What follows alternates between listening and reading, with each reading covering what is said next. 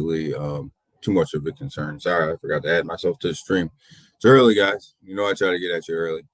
But I don't see anything there that's raising too much of a concern. Everything seems to be in the green. Everything seems to be going okay. Everything seems to be going well. Everything today, guys, seems to be lining up in a way that we might have a positive day in the crypto market. The pre-markets for the stock markets are looking well. You come over here, you look at Bitcoin on the hour, it's 16.8, which is better than where we started yesterday. It's coming up. Ethereum's coming up. BNB, it's coming up. So your big three players are really starting to come up this morning. And the pre-markets look good on the stock market. So as long as when the stock market opens up, the Americans don't wake up and jack it all up, it all should be a good day. It should be a decent day. It's hard to say it's going to be a great day with everything that's going on, but it should be a decent day. We've seen so much negativity in the market. We actually need a decent day. I think we just need a day to calm everybody a little bit from what's going on. Let's go ahead and get into some of the Sam Bankman-Fried stuff and FTX. Did an interview with the New York Times. I'm not going to read this to you, but I would suggest you guys go to the New York Times. You read through this. A couple things that really struck me in this article was he never really wants to apologize to the investors.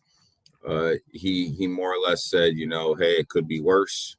Whatever that means. He didn't elaborate, but could be worse. Like, what do you mean? Like, what are you trying to say? And he says that he's sleeping pretty good at night, and given everything that's going on, he's sleeping pretty good. And surprisingly, very much pompous, very much a nonchalant, who cares type of attitude. And this is exactly what we talk about when we talk about crypto and what's wrong with some of these guys that are running crypto.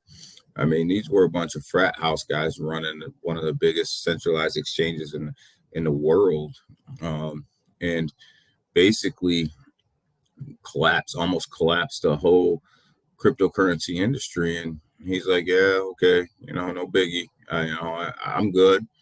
And, read through this article, and he doesn't really answer too many questions, but directly, but, he lets everybody know he's doing okay. He's sleeping well, no big, nothing to see over here, basically, and, could have been worse. What that means, is yet to be seen. He's come out with these tweets that are just one-liners. I don't think now's the time to be playing games with investors. I don't think now's the time to be playing games with the market. And Sam seems to think now is the best time to do that. It just kind of shows you his character, shows you what type of mentality he has.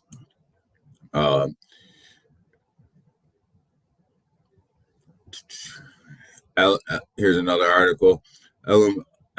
Alameda, the company that held most of FTX assets, what this article saying, and again, I'm not going to read it all to you, is that because they were connected with FTX, they knew about the tokens that FTX was going to list.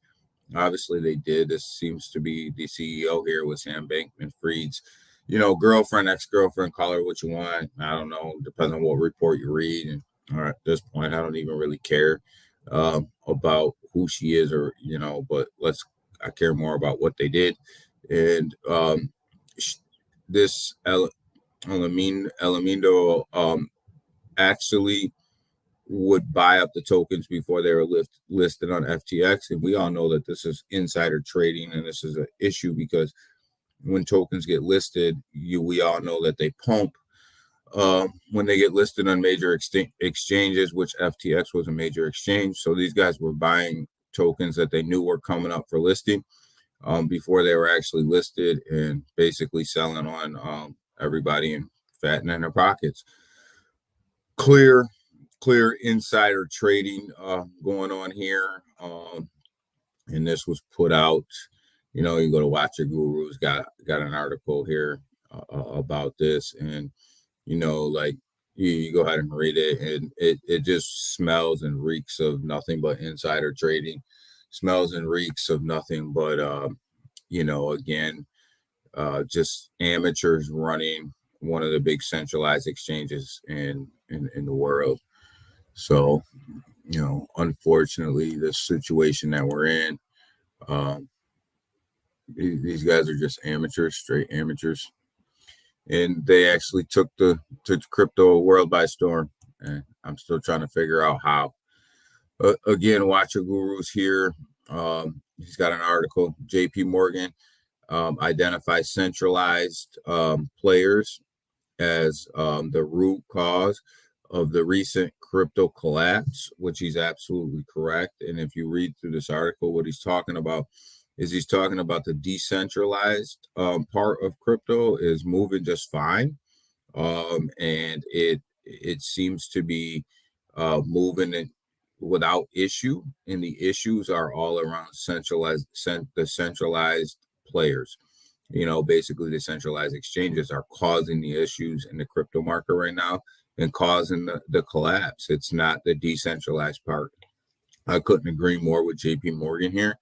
Um, and I'm glad that JP Morgan came out and took this stance, because we all know that um, moving forward, they're going to try to regulate everything, including decentralization and including centralization. And, part of the reasons they're going to do this because they want their hands on the crypto market right now.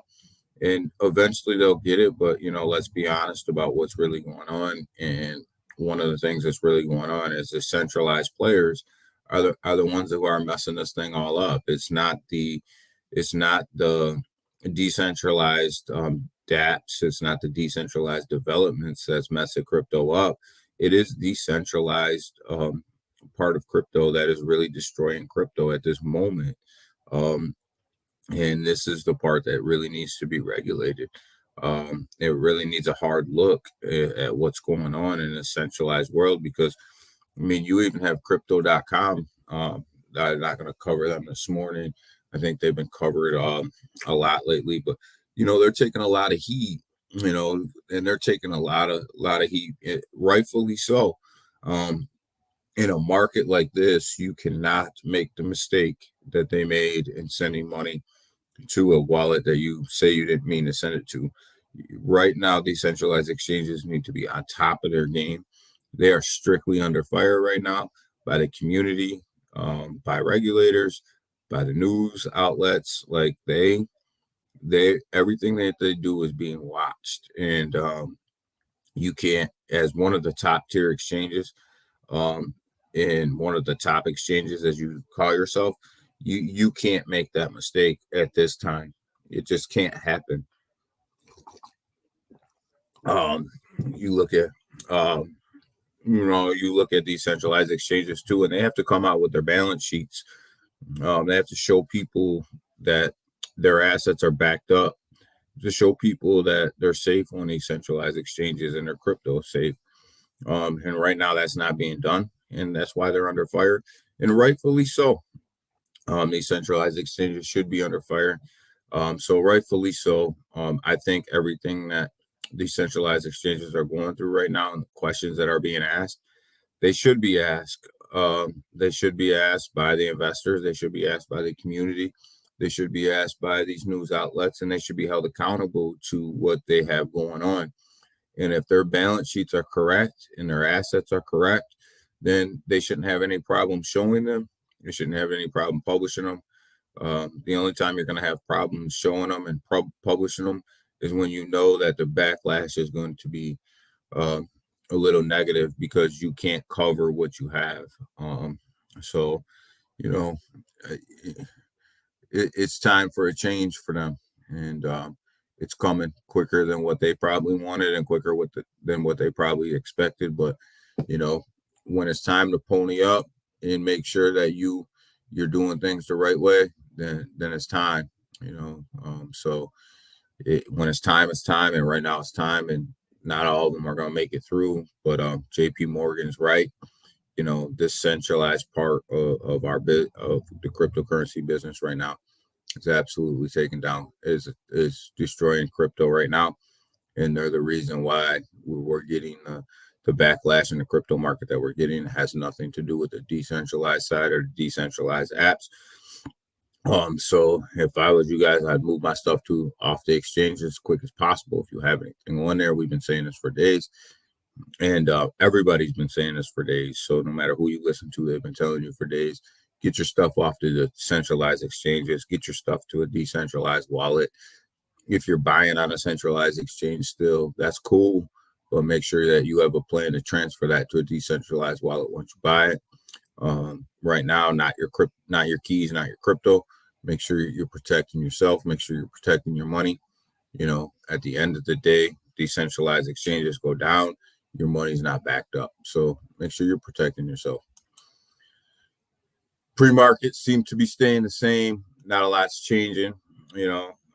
Still early. We'll see where these markets go as we get closer and closer to 9:30. And not a lot of big news, right? Today, as far as pre-markets go, crypto seems to be hanging in there. Let's go ahead and give this a refresh and make sure we have the most up-to-date data. A lot of green today in the hour. In the hour bubbles, that's what we're looking at now. So a lot of green today. So everything is looking really positive. Everything's looking good. And, as long as the American market doesn't wake up and mess this up, we should have a good day. Looks like the overseas market really pumped things up a little bit, not just a tiny bit for us. If the American market can just wake up and take it over, then where they left off, we should be all right. But we'll see what happens when the United States markets open. That's always the kicker that always will either make or break the day for everybody else. So again, Bitcoin sitting at 16,845. That's up from where it was last night, and Ethereum sitting at 1,265. So that's a good start to the day compared to where we have been. Like I said, BNB, is hanging in there at 277, $277. So, we have a good start to the day. Everything seems to look good today. A lot of green, a lot of people up. Quant did well yesterday. Seems to do well again today. Trust Wallet continues to pump. It's only up 1.7% on the hour, but still there was a big pump there. So these things seem to be moving. Can't believe FTT's in the green, but I guess when you go down that far, there's really only one way to go, and that's up a little bit, but it's only up, 1.2%. So, whatever. Solana, it's up 1% on the hour, but this thing's taking a beating. Where the floor is for Solana, I can't call it. That's not what I do here. I don't call the floor for Solana, but I think there's some downward movement in Solana still. I think their exposure is a little bit higher than what people would like to FTX and Almerita. I think that what they have leveraged and what the amount of SOL that they have over there, I think is a little bit more than what people are comfortable with right now. So I think there's some more downward movement for SOL. So be careful. Be careful if you're investing over there. I currently don't hold any Solana. I used to, sold my position off a long time ago. That doesn't mean if this thing goes down any further, won't take a position. That's the beauty of trading, is you can take a position whenever you want. You can sell a position whenever you want, and that's the beauty of trading. That's why we're here. Crow, it's in a green, but barely in a green. barely in the green today, guys. I think there's some more downward movement from Crow as well. I think they have some more questions to answer. I think the CEO did a good job of coming out and directed and addressing the community about the concerns. I just don't know in this market right now whether or not when these things happen, whether or not the communities feels 100% comfortable with the answers that you're going to give in a market like this. I think Crow will be around. Crow's going to survive, but it's got some damage control to do right now, and that's okay because they made a mistake, so now they have to fix it, and there'll be some damage control, and they're big enough. They'll take care of it. Um, XLM, like XLM, it's been pretty steady through these rough markets, but it's hanging in there. XRP, expect maybe a little pump today from XRP given the news from the judge. But we'll see. It's hard to pump anything in this market right now. So, you know, that is what it is, guys. And that's my little spiel for today. Um, little morning market wind up, little morning market. Here's where we're going. If everything holds up today, we should have a good day. Should have a good day in the market. Should have a good day all around, guys. So with that, good morning. It's early. Good morning. I appreciate it. I hope whatever I went over today helps you a little bit. And the news is the news. It's not all positive news when it comes to crypto right now. But you know what? We're gonna hit the news the way that we have to hit the news, and it is what it is. So with that, everybody have a great day. Like this channel, subscribe to this channel, share this out. I'm not on a regular schedule for lives because my schedule in life just doesn't allow that to be fit in right now. But I do try to jump on when I can to to just kind of give you guys a little live update. But got a lot of videos there, so go ahead and check them out and subscribe to the channel, guys. Coming up in the ranks, looking to come up a little bit more, but appreciate your guys' time, appreciate your guys' your guys' views and your time and your confidence in what we talk about. And if you got anything, leave them for me in the comments. I'll answer you. Have a great morning. Thanks. Bye.